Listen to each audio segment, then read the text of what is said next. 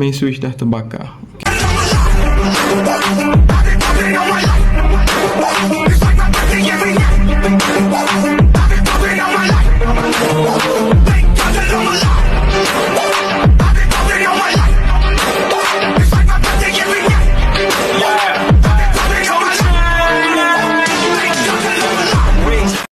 Main switch dah terbakar. Okey.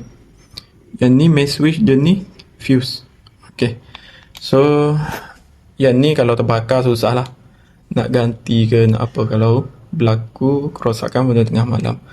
So kita akan tukar kepada MCB 2 pole. So sekarang ni 40M, kita akan pakai 40M lah. Kalau kita tengok pun memang dah tahulah dia punya kerosakan dekat main switch. Okey. Dekat dia punya terminal live, okey, tak ada masalah pun. Ada TMB, neutral, okey. So alhamdulillah, kita cuba tukar lah yang ni. Okey, terbaik. Okey, alhamdulillah. Bila kita ambil voltage tadi, voltage nominal 216 sampai 253. So sekarang ni kita letak dekat sini adalah 244.7. So alhamdulillah lah nominal. So kita akan tukar main switch lah. Okey, terbaik. Okey. So main switch kita akan pakai jenis MaxGuard C40 MCB double pole. Okey. So kalau kita tengok dekat sini, kita check dulu continuity. Okey.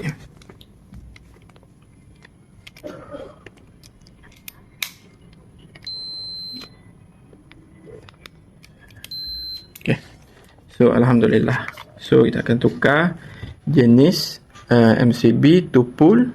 Yang ni kalau ada trip ke senang nak angkat. Kalau yang sana kalau putus kena tunggu pagi esok nak tukar fuse. Okey, terbaik. Okey, alhamdulillah. So bila kita dah ambil voltage tadi adalah voltage selepas main switch adalah 24 3. So alhamdulillah lah. Yang lain tak ada masalah. So lampu kipas dah function. Okey. Terang benderang. Okey. Terbaik. So kita akan tutup lah DB board ni. So saya dah check tadi test strip button. Alhamdulillah. Okey, terbaik. 2.5 tak? Oh betul. So alhamdulillah. Jom kita settle lah. Okey, terbaik. Lampu semua dah nyala.